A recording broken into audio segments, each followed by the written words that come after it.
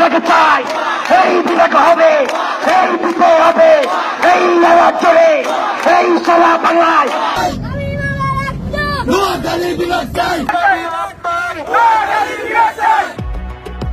নোয়াখালীকে আলাদা বিভাগ ঘোষণার দাবিতে সাম্প্রতিক মানববন্ধন ও সড়ক অবরোধ কর্মসূচি স্থানীয়ভাবে আলোচনার জন্ম দিলেও প্রশাসনিক বিশেষজ্ঞরা একে অযৌক্তিক ও অগ্রহণযোগ্য দাবি হিসেবে দেখছেন।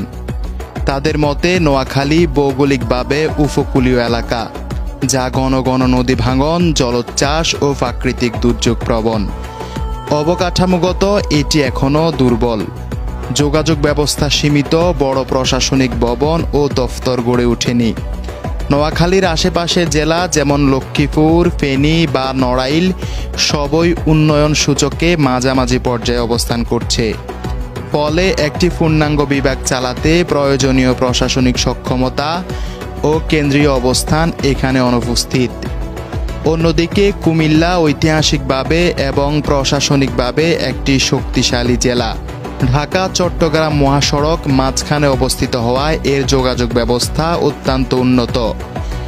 এখানে রয়েছে বিভাগীয় পর্যায়ের দফতর, বড় হাসপাতাল, বিশ্ববিদ্যালয়, বিমানবন্দর নির্মাণ পরিকল্পনা এবং শিল্পাঞ্চল, যা একটি বিভাগের জন্য মৌলিক শর্ত পূরণ করে। বিশ্লেষকদের মতে নোয়াখালী বিভাগ গঠন করলে প্রশাসনিক ভারসাম্য নষ্ট হবে এবং নতুন বাজেট ও দফতর স্থাপনে সরকারকে বড় আর্থিক চাপ নিতে হবে। অন্যদিকে কুমিল্লাকে কেন্দ্র করে বিভাগ করলে তা ভৌগোলিক ভারসাম্য রক্ষা করবে এবং আশেপাশের জেলাগুলোর জন্য সুবিধাজনক হবে।